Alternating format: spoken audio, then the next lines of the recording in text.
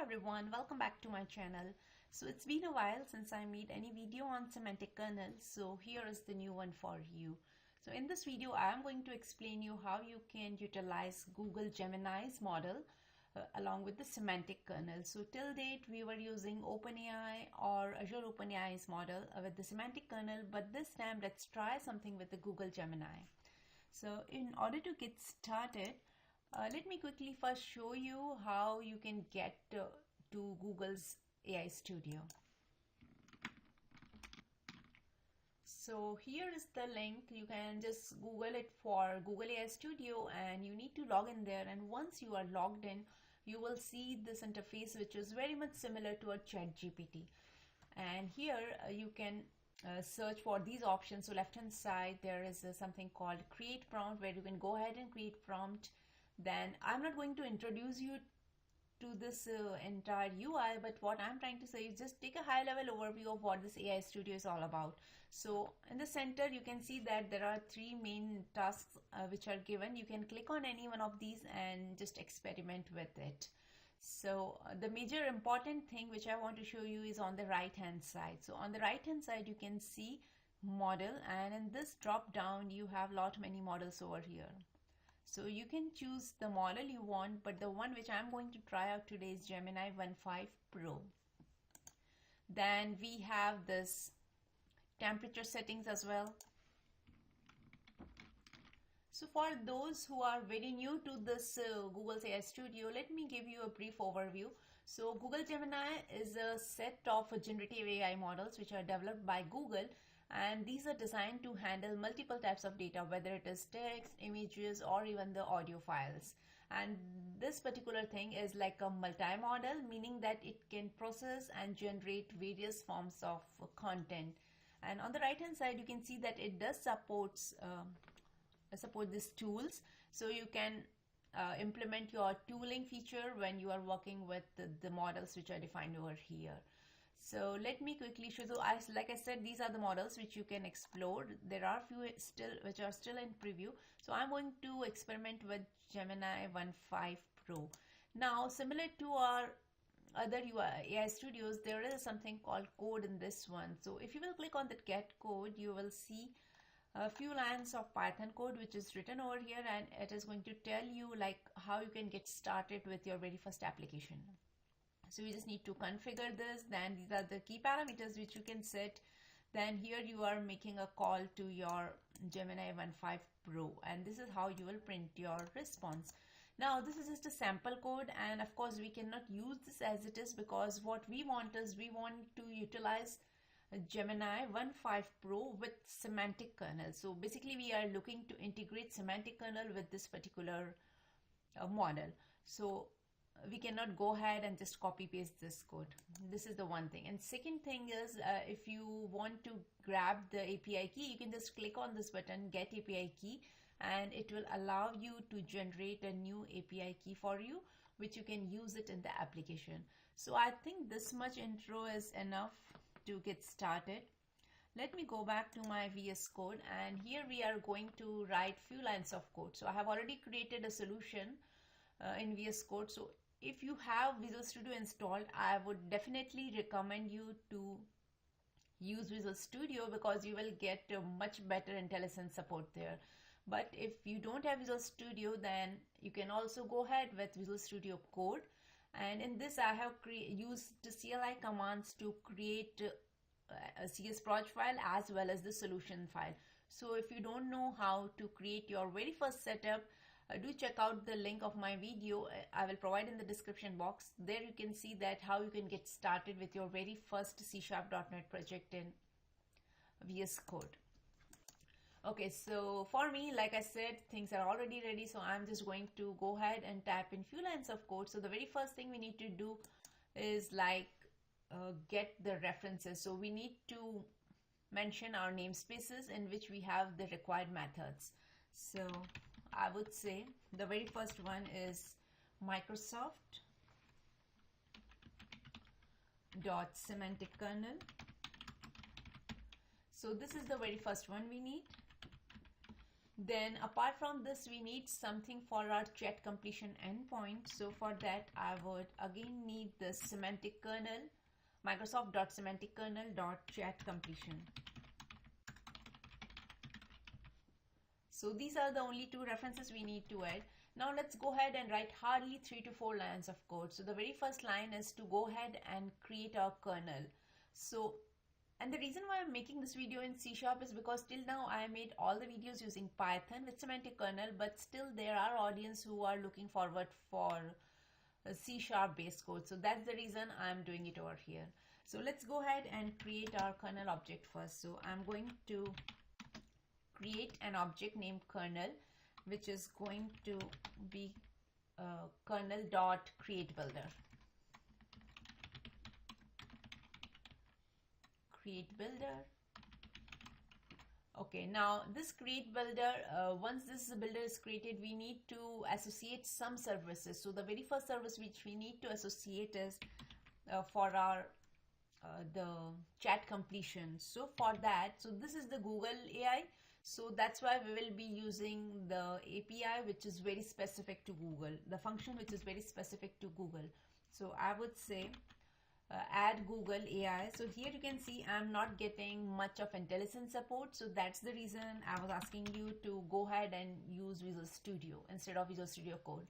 So add Google AI Gemini chat completion, and it is going to take few parameters. So the first parameter is the name of the model. So like I said, we are going to use Gemini 1.5 Pro. I believe I'm writing it correct. It is Gemini 1.5 Pro. And the second parameter which we need is the key. So in my case, I have already set up my key in configuration. So I'm just making it a call, but you can do the way you want. It's completely optional to follow this particular thing. So the only thing you need to make sure is you're passing the model name and you are passing the configuration API key. And finally, we have to call build function so that we will get our kernel instantiated. Well, so this is the one thing. And let me quickly execute this so that we'll get to know everything is set up correctly. So I would say .NET. First, I would build the code. And I can pull it up a bit so you can see what all issues we are facing. So the very first thing is we need to mark this as a capital. Okay, now see, the most important thing here I want to show you is here it is saying that it is not able to build the code. And the reason behind is because of this some error code, which is SKEXP0070. And it is like it is saying it is for evaluation purpose and is subject to change in future. So it means that whatever the error code we are getting, we just need to suppress this code to proceed. So let's see how we can go ahead and suppress it. So there is a way we can just add our pragmas here. So I would just say pragma warning disable, and this is the code. Now if I will go and build this code, it should work. So this was the main reason why I am showing you in between. Okay, the next thing is we need to create an instance for our chat service. So for that, I'm going to create another variable chat service. And this would be again using kernel, and the function would be get required service. So it is going to take iChat completion service.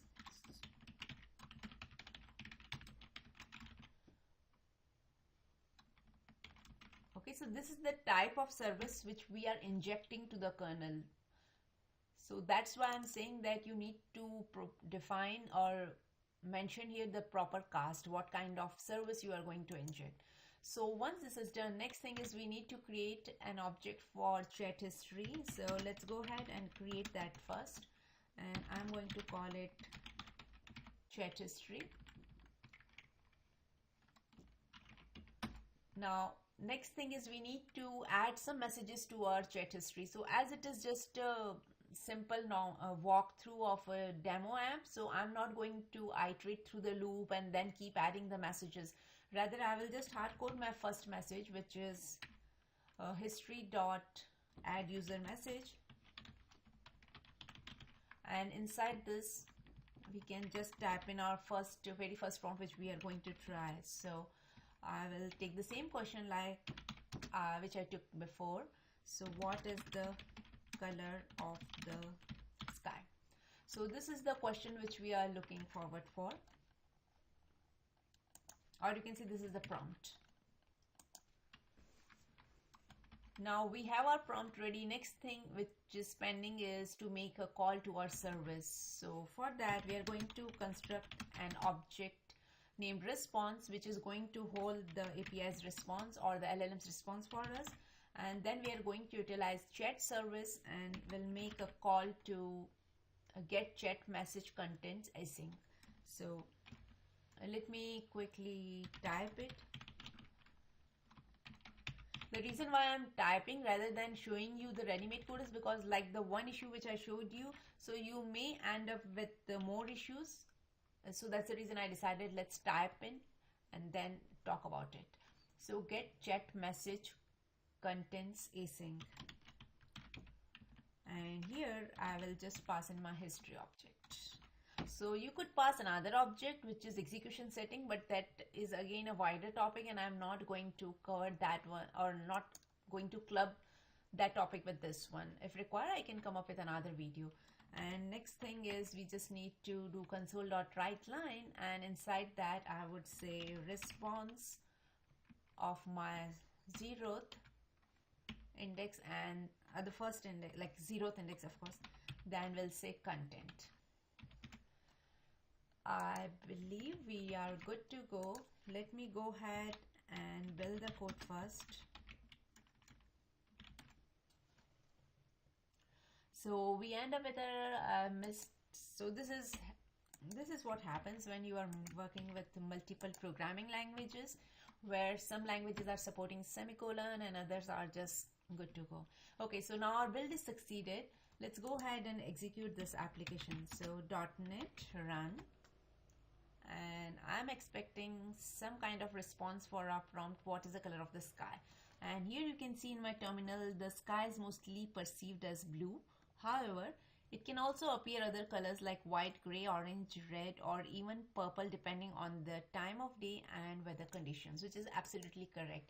So I hope you got an idea how we can pull in the Google Gemini's model along with its API key and then plug in to our kernel so that we can utilize that model with the semantic kernel. So I hope you enjoyed watching this, and do let me know what other models are you trying or you want me to try. Thanks for watching.